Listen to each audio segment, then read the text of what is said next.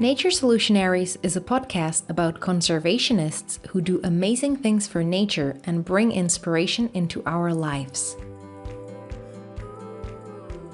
Hello, today I'm talking to two environmental activists, Sara Inés Lara from Colombia and Catriona Spaven-Donn from the UK. Sara founded Women for Conservation, which has empowered more than 1,000 Colombian women in rural communities through conservation education, environmentally sustainable livelihoods, and access to family planning. Sara has been recognized as 1 in 100 great Latin American women by Billiken magazine.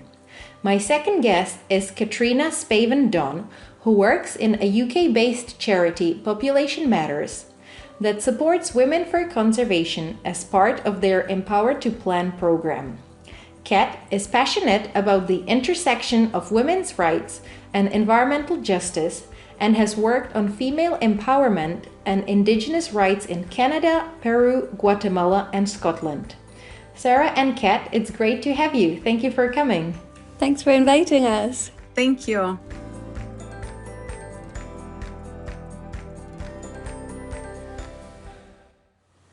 Why do both of you think that it's so important to engage women in conservation? Is it more important than engaging men, or is it equally important? Well, I think it's extremely important to engage more women in conservation, because where we are has shown us that we are not in the place where we should be protecting or taking care of the natural resources and the planet Earth as we should. And this is exactly because women have been not included, or there are very, very few opportunities for women and young girls to get active. And to bring this wall down of disconnection between when you say conservation or it is a completely different scenario that is not brought home too close to your heart. So in my case, when I was introduced to the beauty of nature, and I instantly related myself to these species who've been abused, have been neglected, and in many cases they're just at the edge of extinction because of the suffering that has been imposed, unfortunately, by us, the human being, our humankind. And that abuse and that resonated with me at a personal and deep level as a woman, experiencing in many degrees the same challenges that these species were suffering. And what I did, it took that opportunity to connect to myself, to reconnect with nature. And by helping them, I started to help myself in the sense that I started this inner healing. And nature brought me and opened that door that is very hard to find, to be honest with you.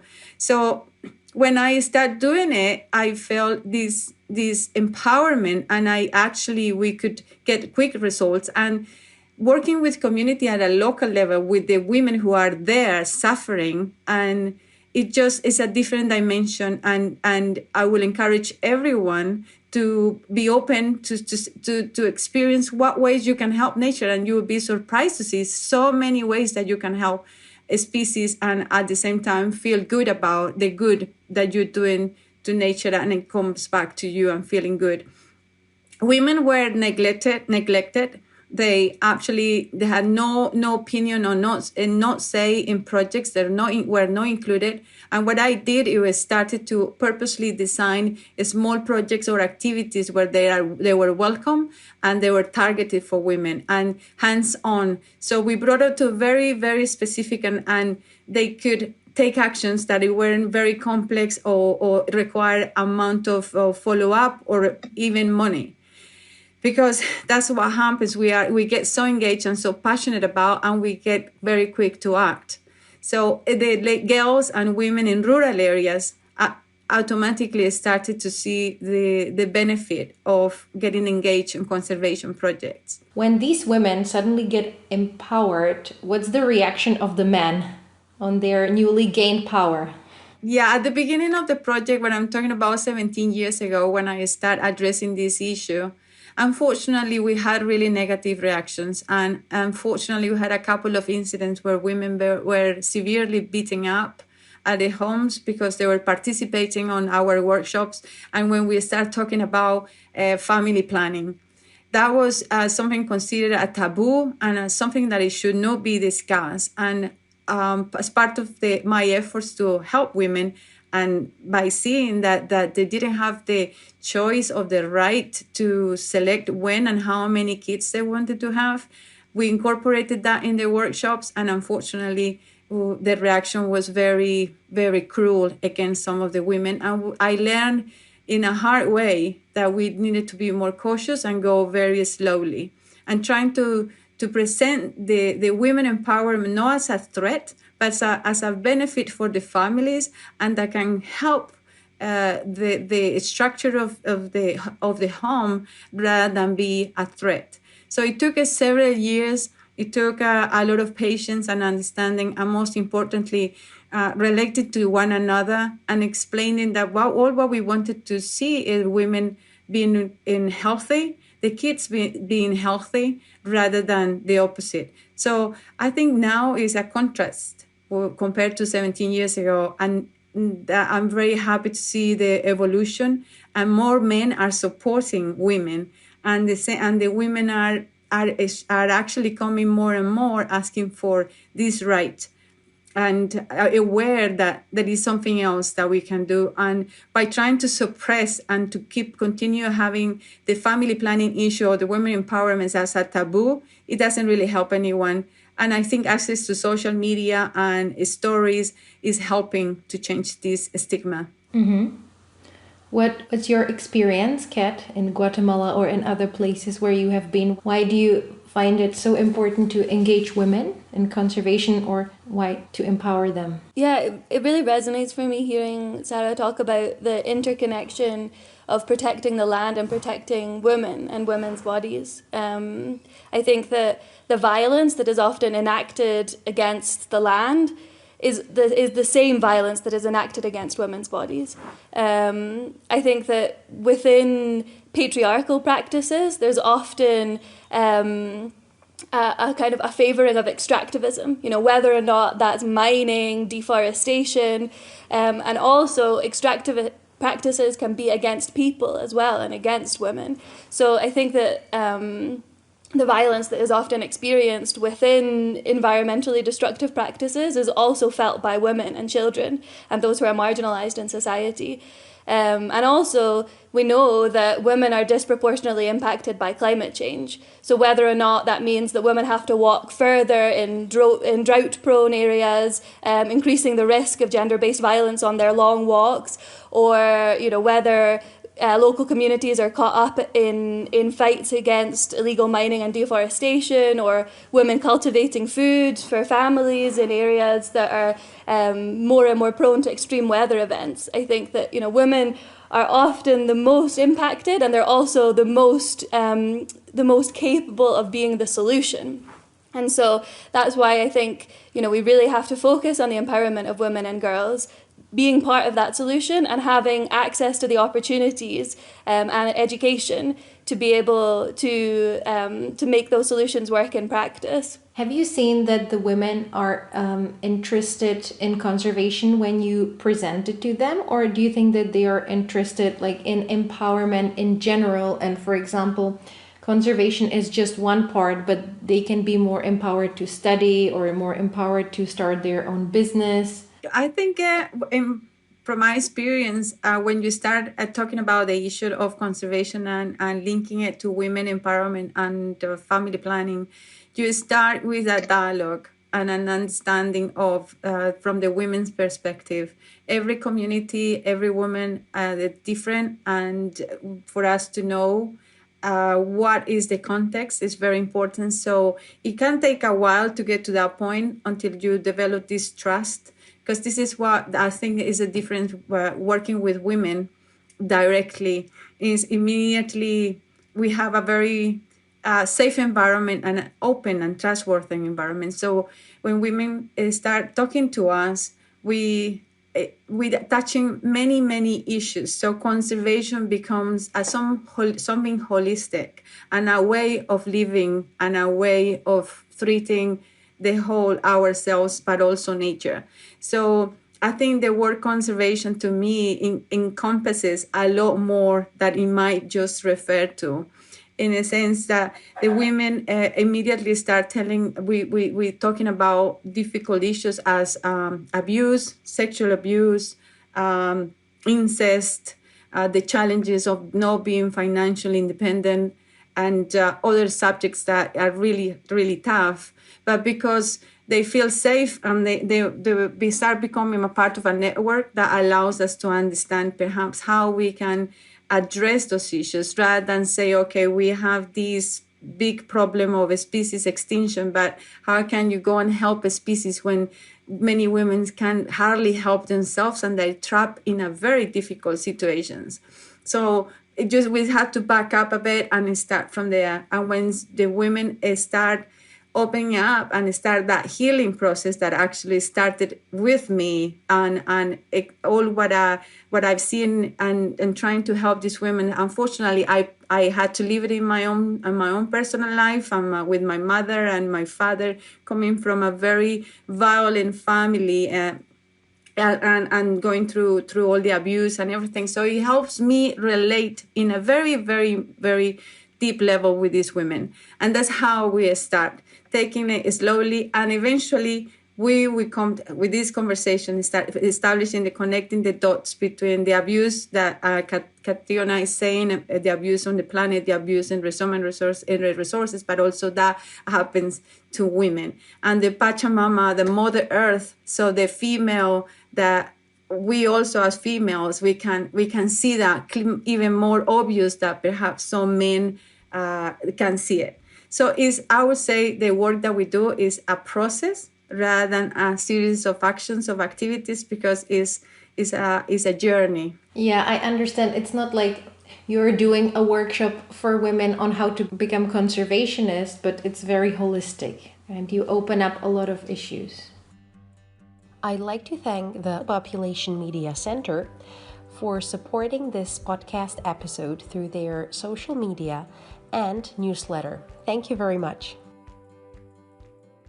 So I recently read an interview with a Czech conservationist who protects one of our national parks from illegal logging activities. And he said that one thing that he hasn't been able to overcome was combining his conservation career with his family life. He has 3 children. So how can women combine conservation career with their family life when it's even harder for men, and women are usually the ones who take care of the children or of the home? What's your experience from the rural communities in Colombia? It is very hard. It is very complicated. And many women don't even have the opportunity to go to see the doctor to have access to family planning. That might take a couple of visits down there. And it's a struggle to leave the household unattended for a day or 2. So it is complicated. So that's why it's so important that we reach out to them, that we make the effort to communicate with them. And in these rural communities, we assess who is there, what are the families, and establish those connections. Because to be honest with you, it's easier for us to go to them than them to come to the nearest or closest locality.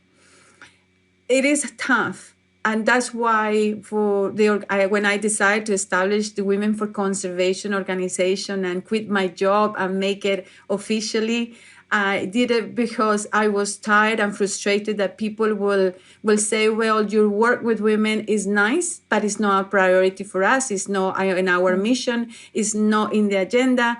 Therefore, good luck. So now, by being in the name, I can actually go to different people who would like to help. And Population Matters, for instance, is an organization who has been wonderful helping us, and other organizations and individuals, because they know the only way is to reach out to them, extend a hand, and say, what is you need? How can we help you? And these women, many of them are desperate, absolutely desperate to have access to family planning or to have training they want to learn. They have the same thirst of knowledge and pursue their own development, like you and me and women in New York or women in Africa. We all, in our hearts, they have that profound desire of expand our being and find out who we are and our capacities. So that's what we do. It is hard, but more we see every day that they're extremely resilient, these women. They have the capacity to work super hard, walk for hours, carry their babies, and there is nothing that can stop them from learning and pursuing whatever dream they have.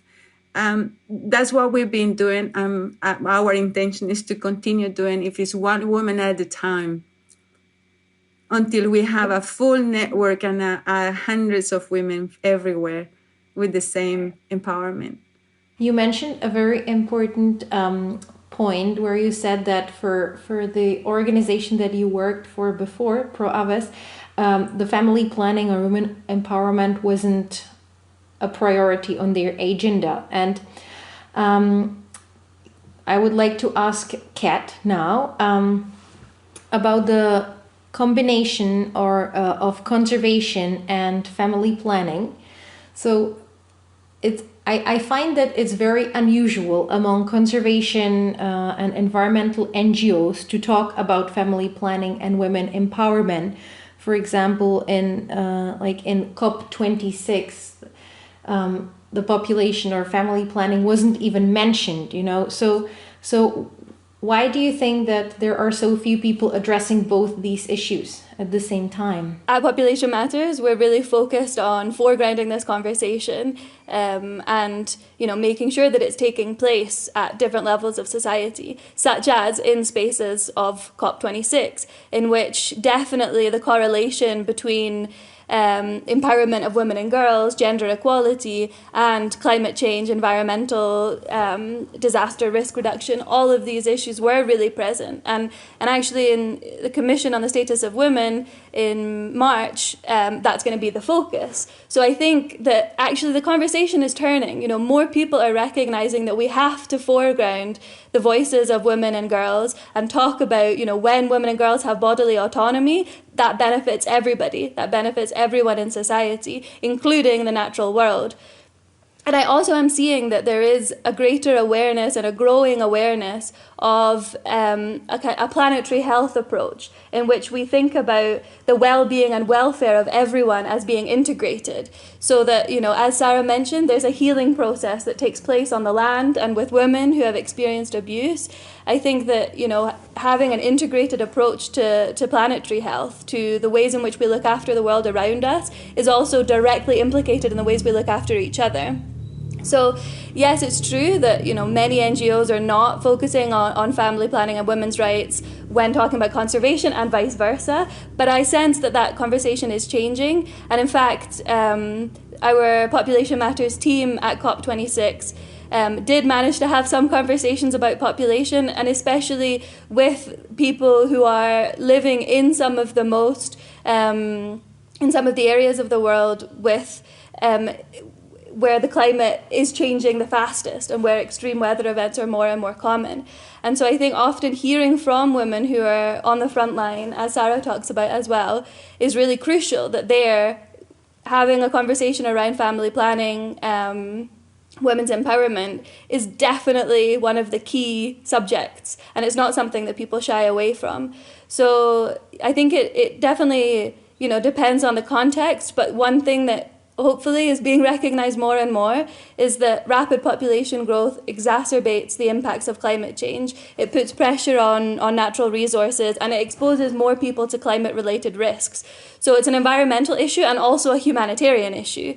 It's not about placing blame on lower income countries, which certainly produce, less greenhouse gas emissions, lower carbon footprints, but it's rather about recognising that adding more people to areas that are already experiencing challenges with drought, food production, extreme weather events, like I said, is only going to make the situation worse, both locally and globally.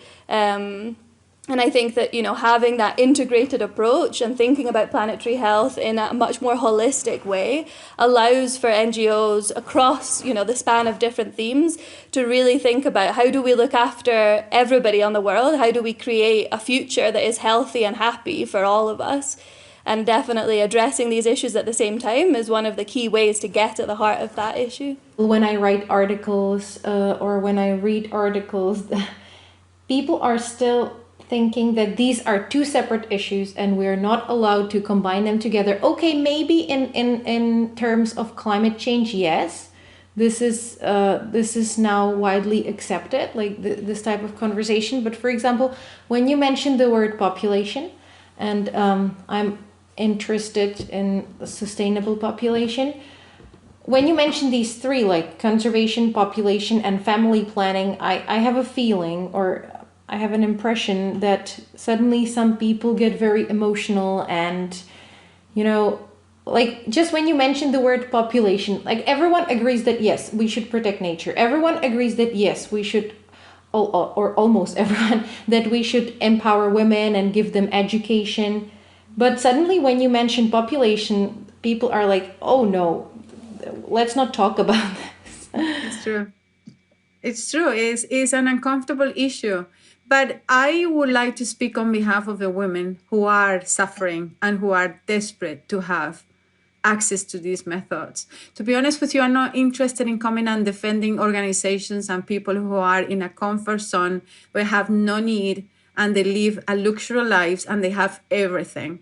I'm more interested to talk and speak up on behalf of women who are suffering, who have no water, who have no food, who their bodies are extremely tired, who are suffering, who every day is a struggle, who see their children cry for food, who have the children crying because they don't have enough resources to live a comfortable life. Those are the women who are interested to come and defend and be a voice, because they are the ones suffering. And it sounds a bit ridiculous to me when people in a very comfortable position come and say, how dare are you helping these women? How dare are you taking them to see a doctor?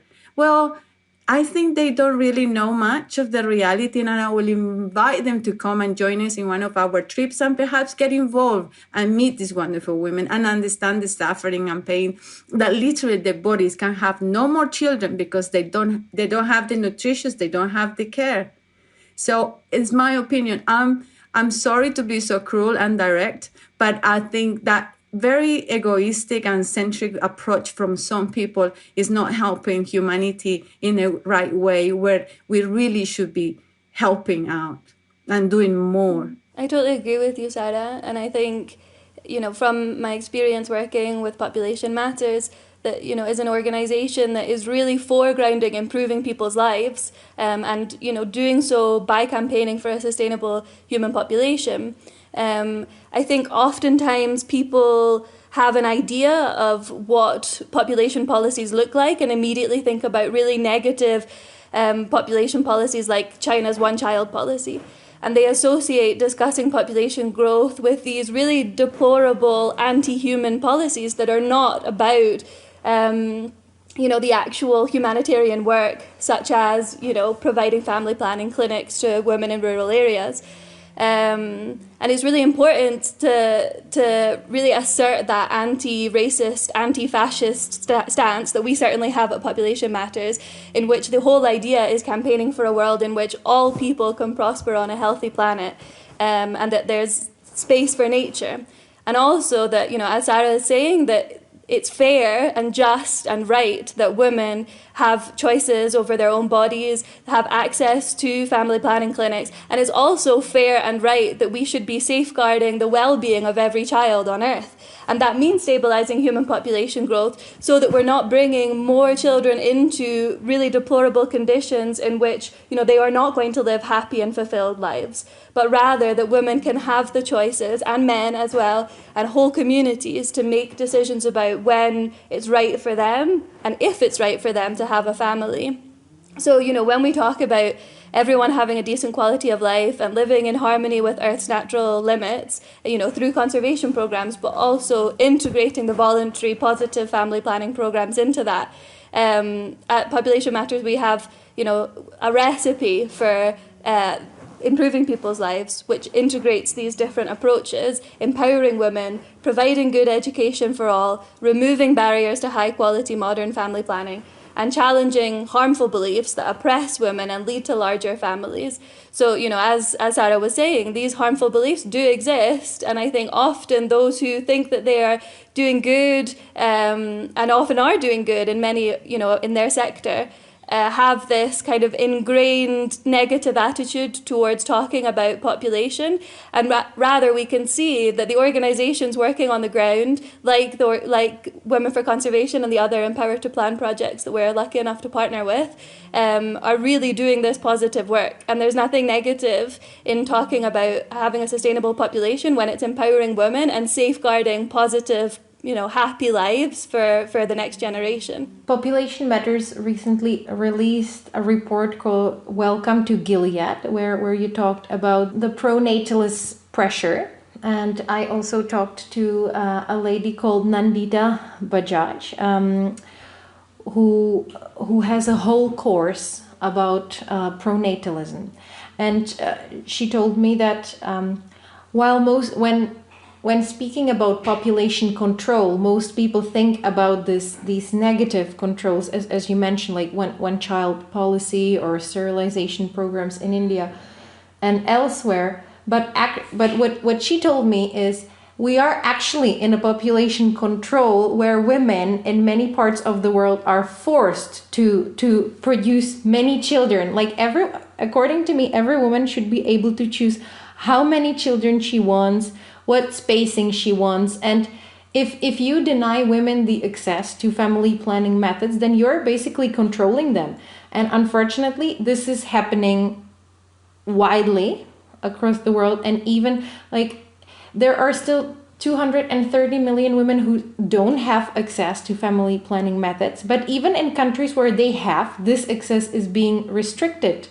So this is a very negative trend, in my opinion. Yeah, certainly. And it's really important to highlight that because, as you say, often when talking about population, the focus is, often negatively on China's one-child policy or, restricting access in ways that are unethical, rather than thinking about, well, actually, what are a lot of countries doing now, today, in restricting abortion access, in, forcing women to have children when they don't want to.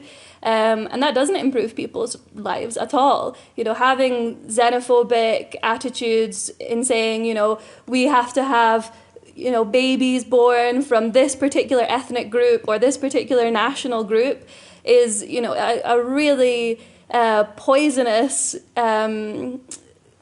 trend in society, particularly at the moment in Poland, in other areas of Eastern Europe.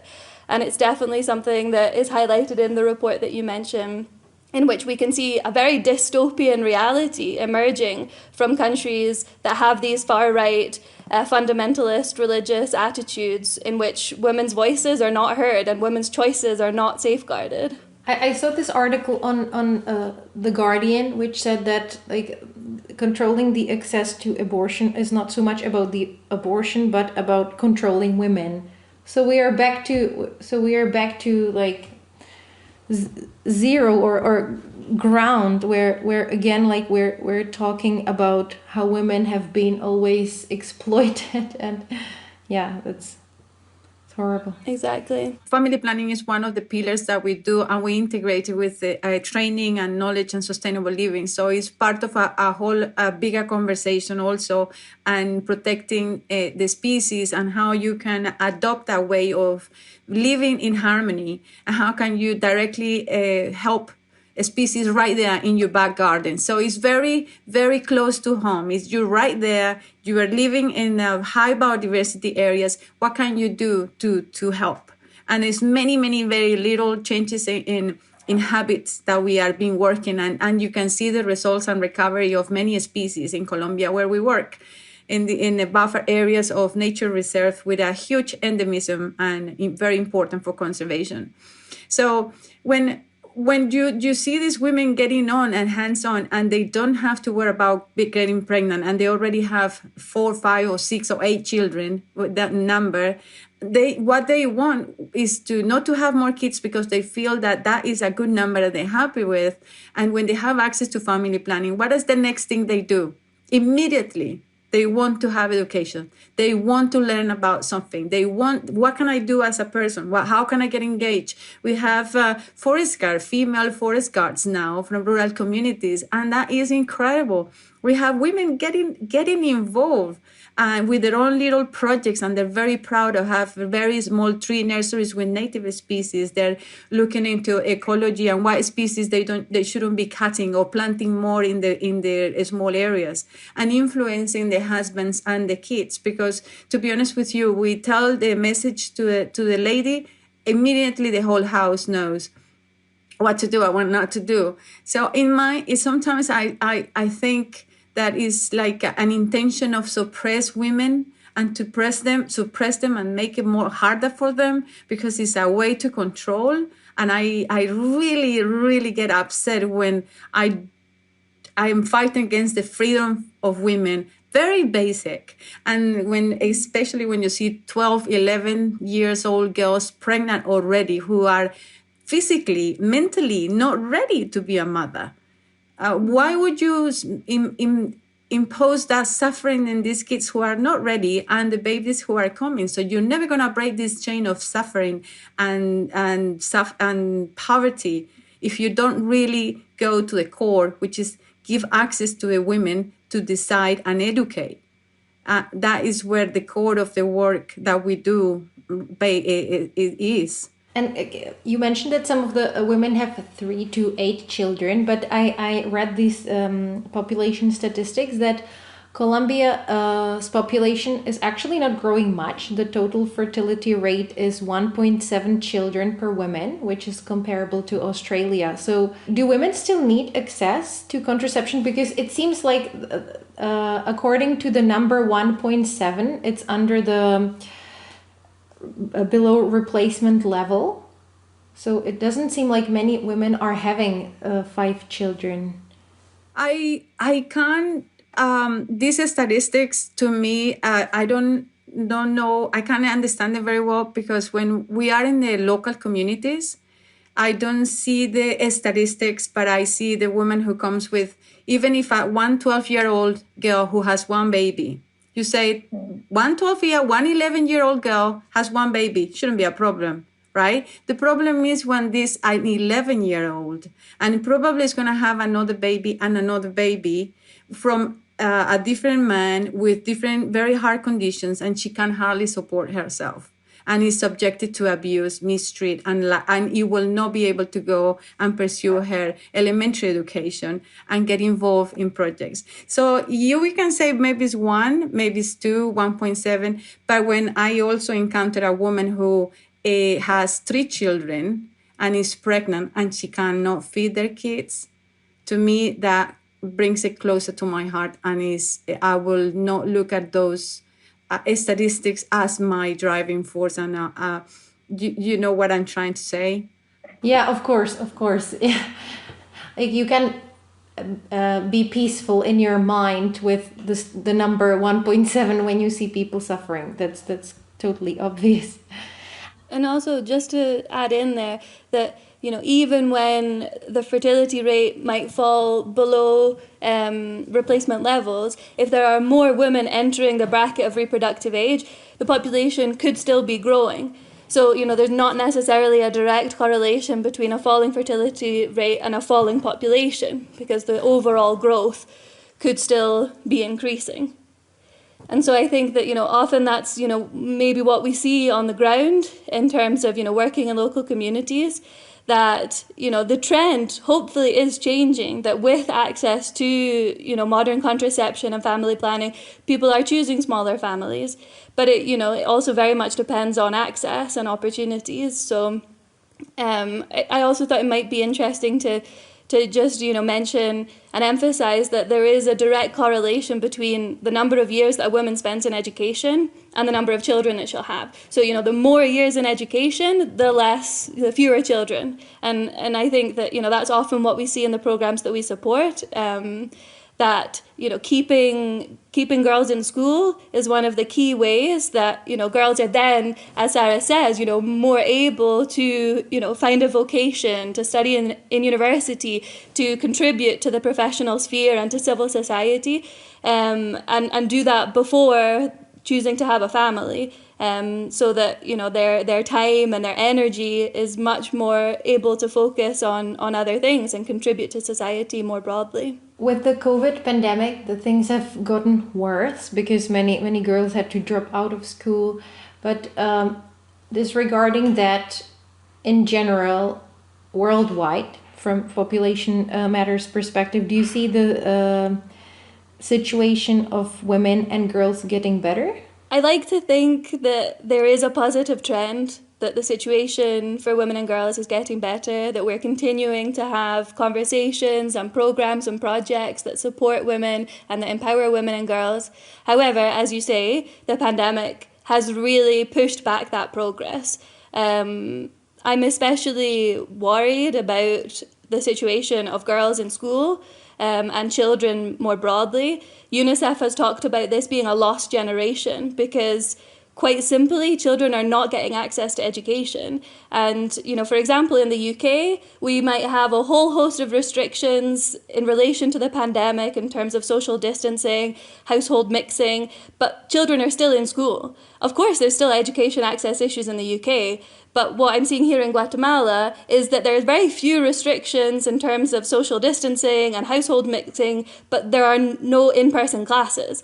So in rural communities, girls and children don't have access to lessons, or they might have a phone, but they don't have Wi-Fi, they don't have internet. And so, Save the Children has said that there are 10 million children who might not return to school because of the pandemic. And that number is surely on the rise.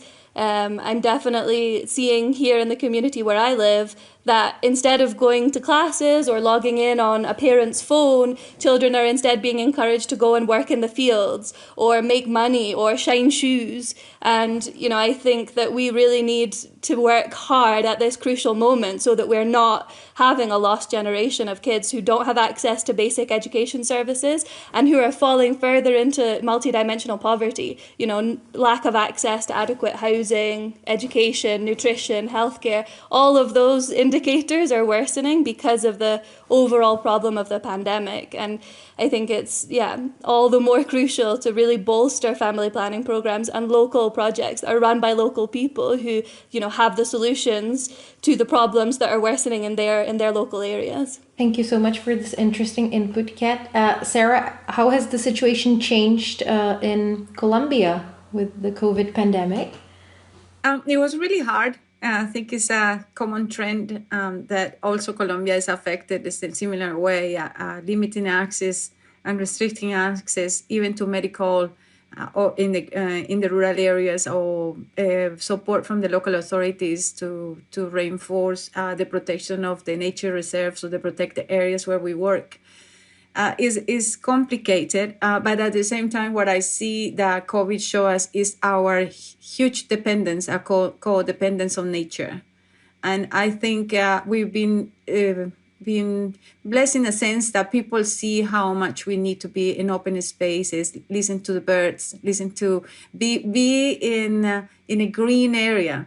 And that's what we've been working on, and people are aware and using that as a way, maybe we need to connect on what is going on with these species, and just establish perhaps this network of support, and at the same time see that a lot of women suffer with the COVID, but we need to go back to nature to recharge and recover and see what we can do. So it's very complicated, but if we look at the opportunities in every tragic or tragedy, we can learn and evolve as human beings, and hopefully that become better than we were before. And if I can just jump in, that I think that's a really important point, that we've really begun, hopefully, in the pandemic to think about, what does our relationship with nature look like, and how can we spend more time in the outdoors? And as you say, Sara, listening to the birds and then beginning to appreciate more. And I think as soon as we learn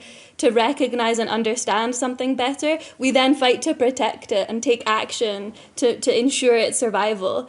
So, I think outdoor education world over is really important at this crucial time. Nature education, taking kids into nature, and, linking that with Empower to Plan programs and the projects that we're supporting on the ground. What I've seen is that the most successful projects have this holistic approach to education, to health and education, which involves, access to nature, access to family planning, protecting nature, and ensuring that women and girls are heard and listened to. That's certainly what Sara is doing with Women for Conservation, and one of our other local projects, Nalevac, in Alta Verapaz in Guatemala. They are working on providing sex education to Maya Kekchi girls in the community of Chisek, and as well as working on sex education, self-esteem building, leadership, they're also thinking about food security in their local community and working on agroecology, organic practices to produce fruit and vegetables and have organic eggs and chickens. So I think that, as we said right at the beginning, we really need this holistic approach to think about how do we interact with nature and how do we think of all of us in a connected whole so we can look after each other and look after the world and the earth that sustains us at the same time. Yeah, that's really inspiring, and I haven't seen this holistic approach in most organizations. But we'll talk about that. I would be interested in analyzing one of your projects, Sara. So I had a look at your website, and you currently have 6 projects. For example, protecting Choco's biodiversity, a strategic acquisition of a rainforest in Magdalena Valley, or empowering women to save the blue-billed curassow. Maybe do you have a project that was able to achieve like some measurable results, for example, in terms of protecting certain species? One of the projects that I've been working for nearly 20 years is the protection of the yellow-eared parrot in an endemic species and critical endangered species of bird in Colombia. And this was the species who actually introduced me to the world of conservation. For 20 years, we developed several strategies to address the issues that were affecting the parrot and conservation. And we work with many institutions and organizations and locals. And today, the parrot has been downlisted from critical endangered to endangered species, and it's a huge success. And to see that the government took action, the locals embrace as a municipality emblem, and everyone celebrates their existence. And that, to me, is the biggest accomplishment of my life. And to be involved directly and lead the organization Fundación ProAves since the beginning is an honor. And I think it's a good example to show that there is hope. And if we all come together and address the issues and bring education to people, I think it's very hard to say no and not get involved and give nature an opportunity to recover themselves and be there for us for years and years to come. I think that is the best project. And did Women for Conservation, were Women in Conservation also involved in this project? Or yes, we were involved as a pilot project, and not that as a non-profit that is now established, because it's only is in the second year of formally established as a 501c3. But we did include it as from the beginning, at the beginning of all the work, and we worked with women from 17 years ago and in different regions in Colombia. So my work with Women for Conservation started because of that work, and we've seen it how it works and how women can get involved and actually solve a lot of problems right away. And how exactly did it happen that it got downlisted? Because it's very unique. I frequently write about animals which are critically endangered or almost extinct, so I have never heard of an animal that got downlisted. Yeah, we addressed the issues. The first were the birds were hunting for sport, and they were losing their habitat, which is the wax palm, endemic species of the palm and emblemic to Colombia. So those two issues we started to see what we can do to help it and work with the local church. Obviously, it was a Catholic tradition of the palm sanding procession, and the wax palm fronts were used for in this Sunday tradition. And we started working with them, addressing it, and they eventually help us to prohibit this and replace it with other types of palm. And the procession became a procession of palm seedlings rather than the fronts that were cut. And also when we start saving and protecting the habitats of, the parrots, and including the locals and explaining the beauty of the bird, obviously the whole movement started, and now is nearly everyone in Colombia knows about the yellow-eared parrot. Unfortunately, our very first forest guard started working the project. This time last year, he was assassinated in the area, and it's a great loss. But we, in his honor and his dedication, always he worked with us shoulder to shoulder, and the parrot has been recovered. But it shows you that we need to invest in more people who are coming behind us to continue with the conservation efforts. So the recovery of the yellow-eared parrot is an incredible success. And obviously it wasn't only me, but we worked with several women at the front line, women in key positions who help us, and men, obviously. And we had the resources to do our conservation projects on the ground. But we kept working always with women at the local level. You mentioned an interesting thing, the role of the Catholic Church. I can imagine that talking about family planning programs and especially contraception must be, how to put it, like they don't like it, they are against it, right? So how do you, in the local communities, which traditionally are not used to talking about family planning, how do you talk about these issues when there is this another layer, religion? Yeah, well, I will say that I have to give you an example. When we started working with the yellow-eared parrot and the Sunday processions, that was something we have to address with the Catholic Church, and it was really hard. We were accused of many things, Satans, and well, you can imagine it was really hard. But eventually, when you transmit the message that is beyond what we want to do for the good of everyone, they accepted and they saw it, that it actually was creating an environmental problem. And it was when the bishop and he agreed to support, which is actually protecting God's creation. The God, from the perspective of the church, all species have been created by God. So why should we, one species, destroy another species that is God's creation? So when you talk the language of the person who you want to communicate, I think you resonate with them and they support us. And in the case of how we're going to talk about family planning in the Catholic Church, which obviously is difficult, again, I think the message here is how we can help and love mothers and women and ensure that they don't suffer and they have the opportunities that many men and others have. And how can we help? And how can we do it differently? So what I'm seeing is how we can transmit this message and not starting to have conflict, because I don't think it takes us anywhere. But the Catholic Church has a very firm attitude or opinion about contraception. It's a resolute no. Like unlike other religions, I think Islam isn't against contraception. I'm not sure. But I think so. Catholic Church, or especially Catholic Church, they just say no. So how do you break over that so that they accept you when basically they're doing something that they don't agree with?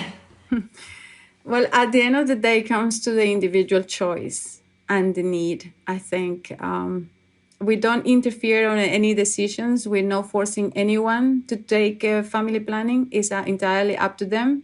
It's free. It's a free choice, and we are there to help whoever wants to have our help. Of course, it's not like you're not telling people to take it, but it's just this excess. Even excess is a problem for religion, right? As Kat mentioned, like access to abortion, even that, even if women don't go for abortion, like just the access to it is seen as problematic. Well, this is another hard topic. We are not pro abortion. At the contrary, we are actually helping women not to even get close to that painful stage or a point in life when they have to make those horrible choices and difficult choices for them. We are actually, even before, if they have access to have family planning, most probably they don't have to suffer to that point. But I haven't encountered have to have this conversation with the Catholic Church, to be honest. We are working on the rural areas where there is no church most of the time.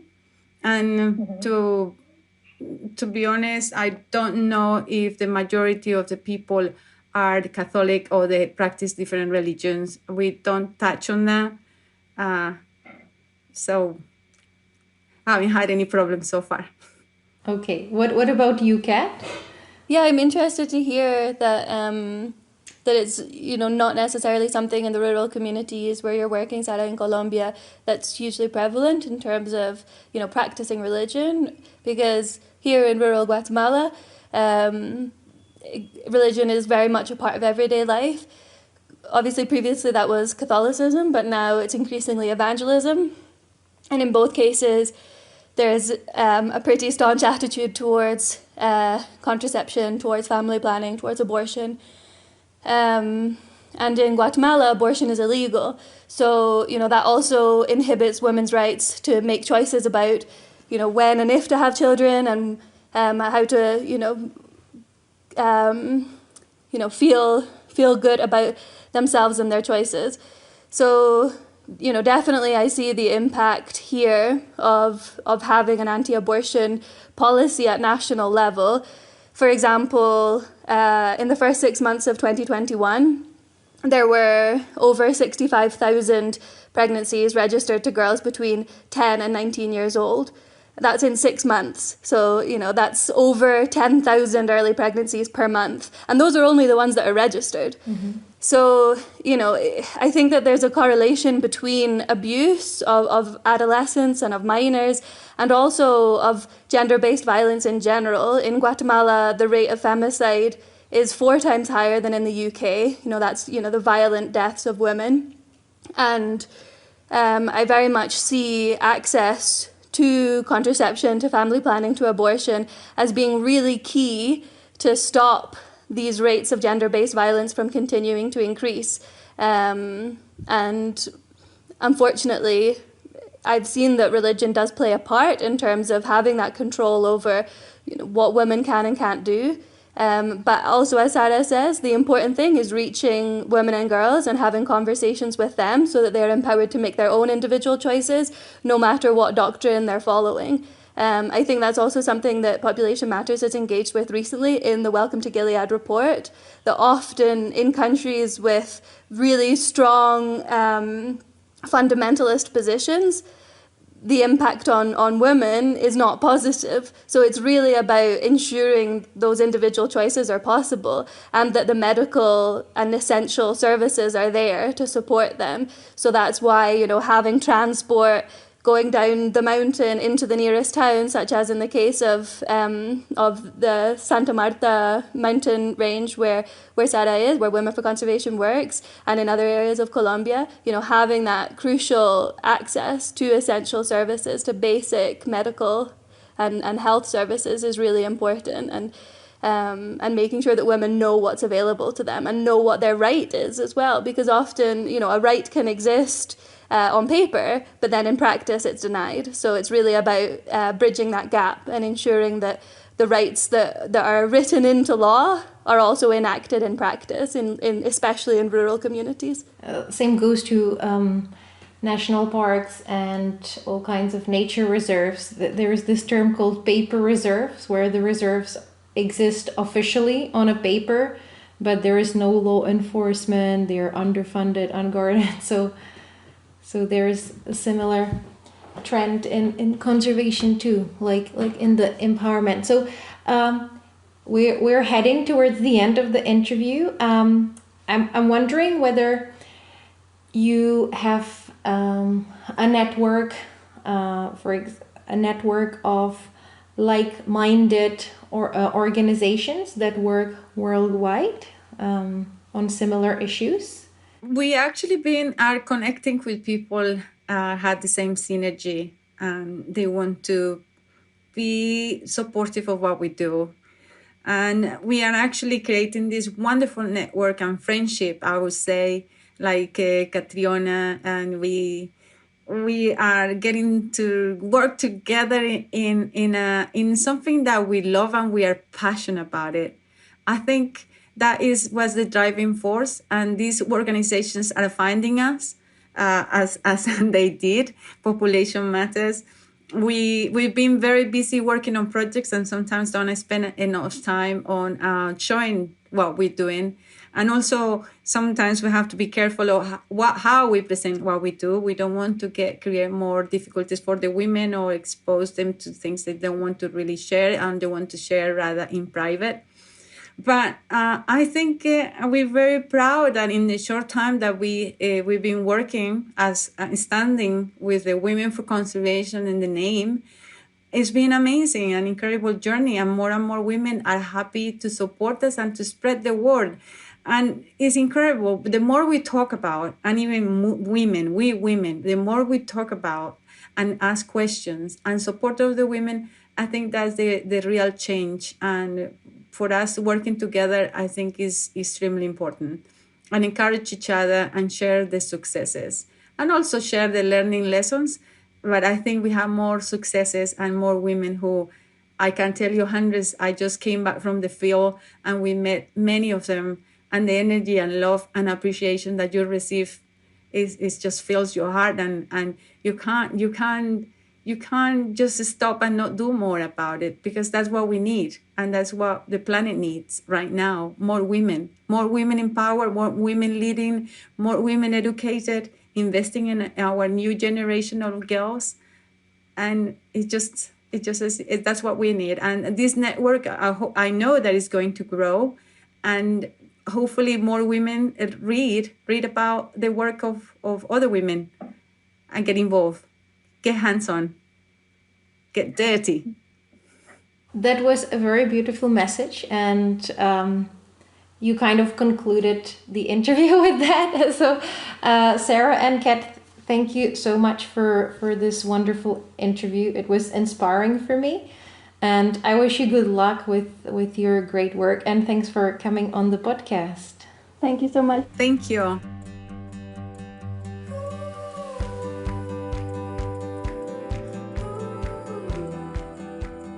You can find out more about Women for Conservation and ways to support the organization on the website womenforconservation.org, as well as on their Facebook, Twitter, and Instagram.